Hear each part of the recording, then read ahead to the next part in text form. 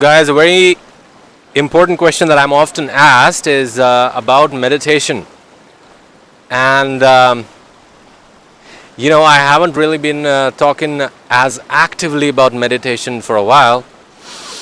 But you're going to see an episode of the series that I've been working on for some time, Live Limitless, pretty soon, where I'm now talking about the meditation module. A lot of people they have very different perspectives and perceptions about what meditation is and what it's supposed to be. Okay? There's transcendental meditation, there is tantric meditation, and then there is dhyana, which is the Vedic way of meditation. So, every religion in some way or another, every philosophy in some way or another talks about meditation in some way. Okay? You have to start by understanding that the primary reason that you meditate, forget about the spiritual aspects of it.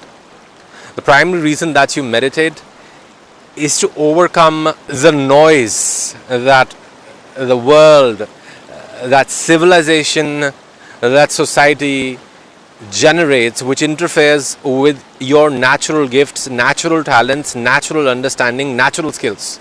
Okay? Everything that you have to be successful and happy and fulfilled and to fulfill your soul's desire, you have it within you already. See, when your soul manifested on this planet, your soul already had an idea. Your soul already had an idea how it's going to achieve that. And that is why your soul chose a certain kind of body. Now, what is getting in the way then? Once that decision has been made, once we've manifested in this physical form, what's getting in the way of us getting what we want?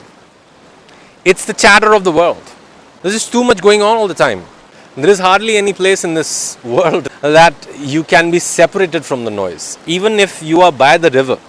So I'm using this wind jammer with my microphone here, and that's because this seemingly peaceful river behind me is making a ton of noise, because there are a lot of powerful currents here.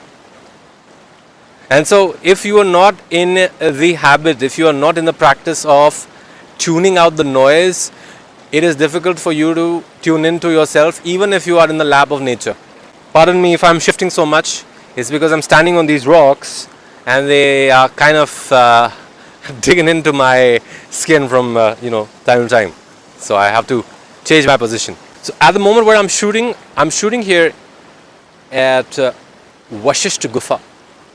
Vashisht Gufa is actually a cave where the great sage Maharshi Vashisht meditated for hundreds of years.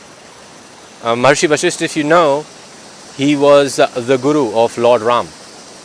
And he's also considered one of the Manas Putras of Lord Brahma. That is one of Lord Brahma's human children.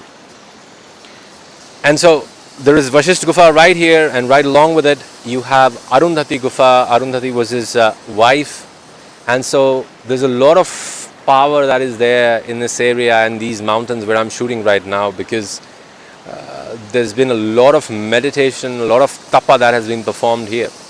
It's very difficult to tell you exactly what meditation is, what that meditative state is. But if I had to simplify it for you, I'd say that it's quite a bit like being in a flow state. You're connecting with an aspect of yourself that doesn't even seem like you're doing work. It doesn't seem like you are putting in any effort. It just seems so natural. It seems that you're connecting with who you're meant to be. The reason that is difficult for a lot of people to meditate, it's because they are too stuck up on the idea of who they are and who they're supposed to be. And as long as you're so stuck up on the idea of who you are, who you're supposed to be, and how you're supposed to live life, you'll never be able to surrender in the necessary way, so as to allow your heart to speak to you. Your inner knowing will only come through when you stop trying to control the process, when you start learning how to flow. As long as you have an idea, as long as you have a concept about this is how it should be, this is what I should do, this is who I am, it's very difficult for you to understand what truly is your nature. Meditation is not a process of, it's not a discipline of training your mind to do something. It's more of a discipline of discovering its true nature. And so if there is any training involved, that training is not with respect to the process. That training is more with respect to awakening your mind to the work, to the connection that needs to be formed in this process of discovery. Yesterday I just sat right at the banks of the river Ganga, and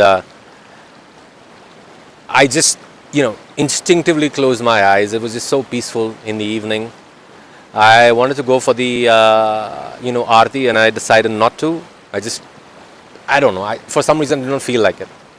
Anybody else probably in my position would have been, no, we are in Rishikesh. We definitely should go watch the aarti. I was like, I really don't feel like that in the moment. So I just closed my eyes and I folded my leg and I straightened my spine, and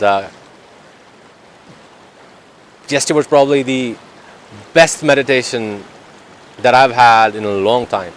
Because when you are meditating in the lab of nature, you are immediately connecting with a lot of pranic energy.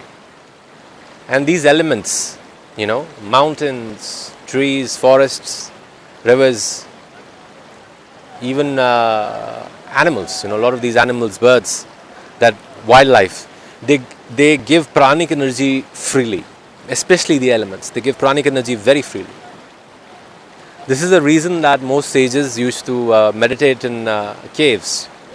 Because meditating in a cave is essentially like meditating in the earth.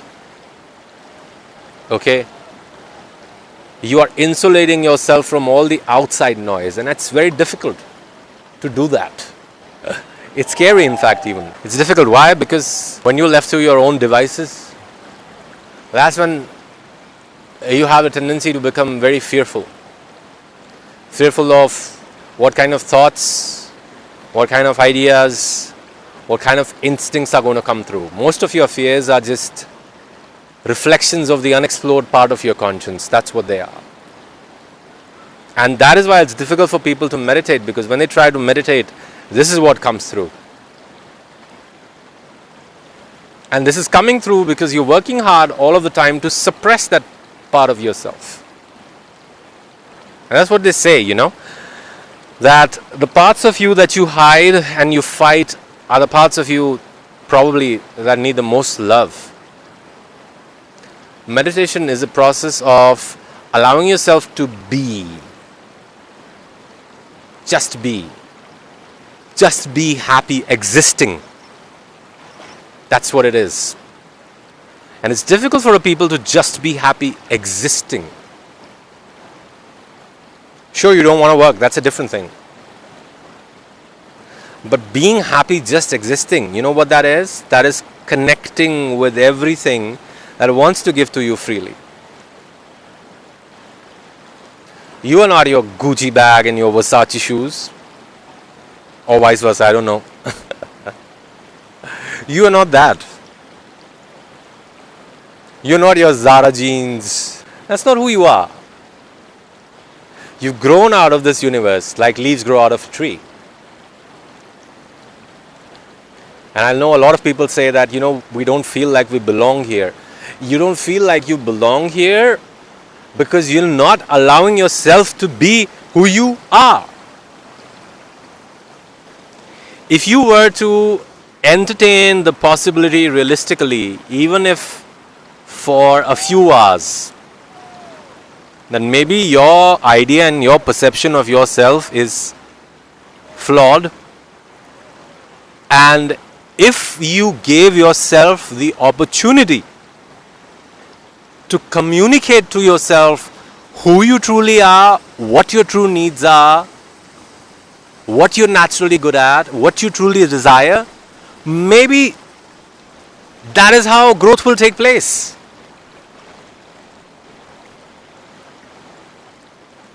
So, meditation is not the process of focusing on one thing or shutting out the noise or going within. No. People can say all they want. I would say that there are a lot of gurus out there talking about all kinds of things about meditation. I'll tell you that Michael Jordan probably is better at meditation than anybody else. Why? That's because he's the master at something.